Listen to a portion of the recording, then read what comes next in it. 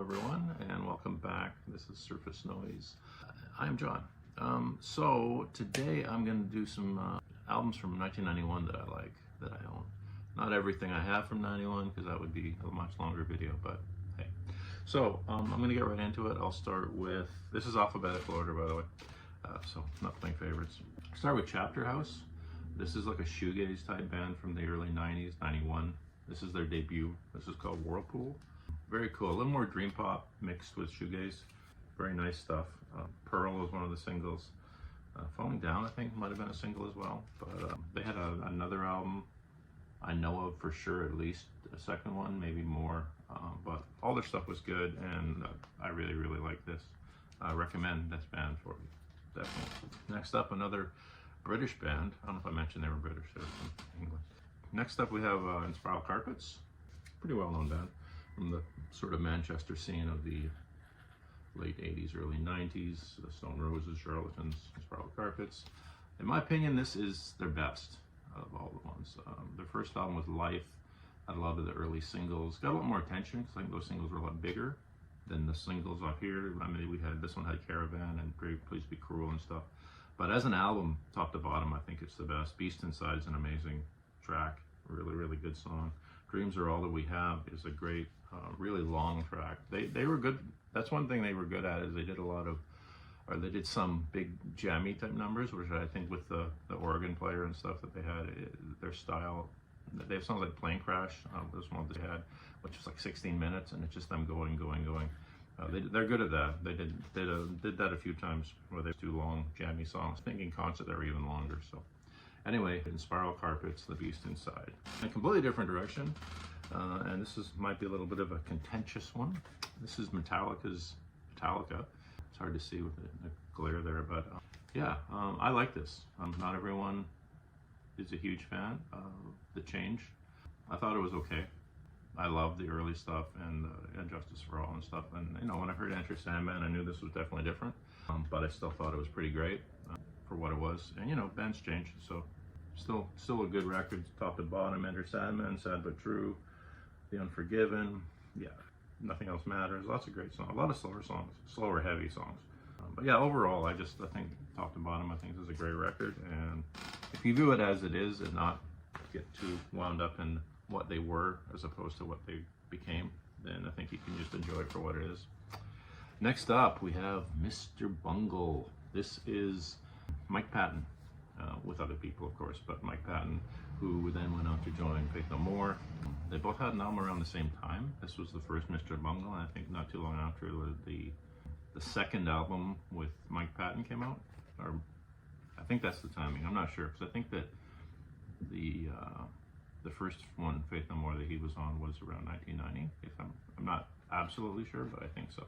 Anyway, this is great. It's crazy and all over the place and just nuts. There's a cool Dennis Hopper sample from Blue Velvet and lots of crazy stuff on there, but in a good way. And it's just interesting and fun. Produced by John Zorn too, so that's even more cool, right? Okay, now for something super obvious. This is Nirvana. This is a record I think everyone knows. All the hits. Every song could be a hit on this. But this was a pretty big album for me at that time. I remember hearing songs like Teen Spirit for the first time, and it was kind of revelatory, I would think, at the time. Heard it at a party somewhere, and I was like, wow. It was a big change, I mean, I think, in the musical landscape at the time, and it affected me too. It affected everything that I was listening to, just prior to, not just Nirvana, but everything that was coming out around that, you know. And it wasn't the first time I'd heard them, because I'd heard Sliver, and I'd heard some Mudhoney stuff and some other Soundgarden and other things around that time, just before that came out. So I was kind of aware, but you know.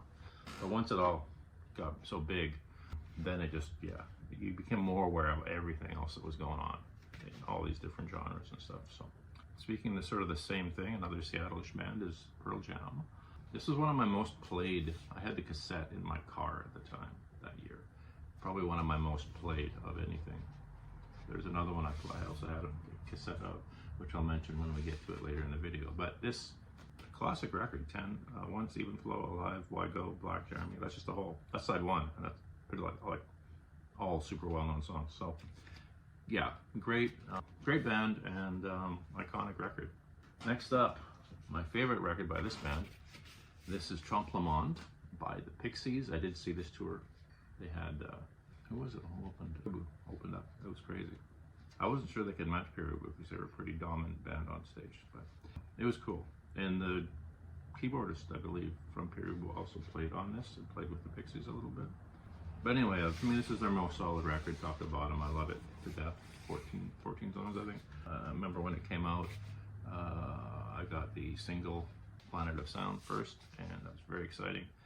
Around Bossa Nova was when I really got into the band, even though I had some earlier stuff, but Bossa Nova was the one that kind of got me a little more interested, and this one made me a massive fan. So, solid, Trompe le Monde. Next up, we have Screamadelica by Primal Scream.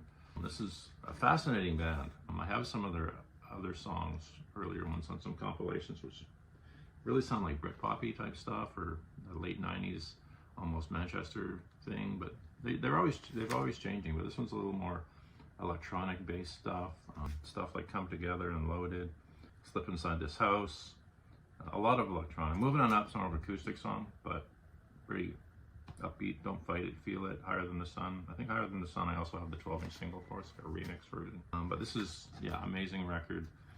My favorite of theirs for sure. But another band I really love. This is REM, Out of Time, another classic. This features, my favorite song I think on this is Texarkana, but it features a lot of like big hits like Losing My Religion and Shiny Happy People, Near Wild Heaven. But my favorite tracks are like Texarkana and Low and the lesser, you know, Belong's a good song too. There's a lot of really good stuff here. But yeah, and I did see them on the Monster tour, so I got to hear some of these songs, and that was fun. Some on Green as well, so happy to say that. Now we have some indie rock type stuff. This is Superchunk, No Pocky for Kitty. I don't know, this might have been their second or third record, but this is amazing on Matador Records. Everything Superchunk done, I think I've loved. I haven't heard anything that I didn't like, and even Mac's solo side stuff, I like that too. So this is on Matador. It has songs like Skip Steps 1 and 3, Punch Me Harder, Seed Toss, Throwing Things, Tie a Rope to the Back of the Bus. Great songs, all top to bottom. Saw them one time on the album after this, I think the tour after this. And yeah, amazing. Great live band too. Awesome live band. Speaking of, I mentioned there was two albums I listened to in the car a lot that year in 91. The other one is this here. This is Gish by Smashing Pumpkins. I love all the early Smashing Pumpkins stuff. This, yeah, we listened to this a ton. Siamese Dream's probably my favorite record, possibly of all time. And then I love Pisces is Scary, even though it's like a B-side compilation. It's just got just as many good things on it as these albums, to be honest. So, yeah, love them. And it holds up. It still sounds great. Another one here is Soundgarden, Bad Motorfinger. Possibly my favorite Soundgarden album. Outshined, Rusty Cage. Lots of amazing. It's great top to bottom. If it's not my favorite, then maybe Louder Than Love is, but it's a toss-up. Louder Than Love is a little more, this one's a little more almost, I don't want to say mainstream, but it's catchier stuff. Louder Than Love is a little more raw, and just like a lot of their earlier stuff, like this Screaming Life and other things, had a little more raw feel to it, and this became a little more melodic and slick, but still a good crossover mix between where they went, where they became a little more popular and slightly mainstream. But next up is another kind of shoegaze related things. This is Svedriver. This is Raise. Great album, great band. Everything they've done too is pretty great. This one, yeah, a little heavier as far as a shoegaze album. As a band, they're a little heavier in that genre, but they're still fit in for sure. Songs like Son of Mustang Ford, which I think was the big song, and then Rave Down was another one, and Sandblasted, I think, also. I recommend these guys highly if you like that kind of stuff. Excellent record. Going to Canada for this one. This is the second full length by the Tragically Hip. This is not fully completely. This is Road Apples. What am I talking about? Road Apples, which is a Canadian term for, I believe, cow shit on the side of the road. It's frozen right there. I believe they said that they recently wanted to call this Saskadelphia or something, and I think they did put out a record post after Gordon passed away. that had a bunch of other old stuff that they called Sex Get Off. Or it might have been an EP, I'm not sure. But anyway, great record.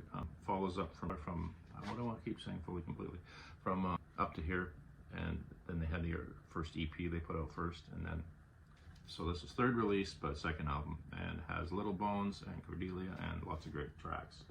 And if you haven't seen it, there is a documentary series about the band on Amazon Prime. It's worth watching. It's really, really good.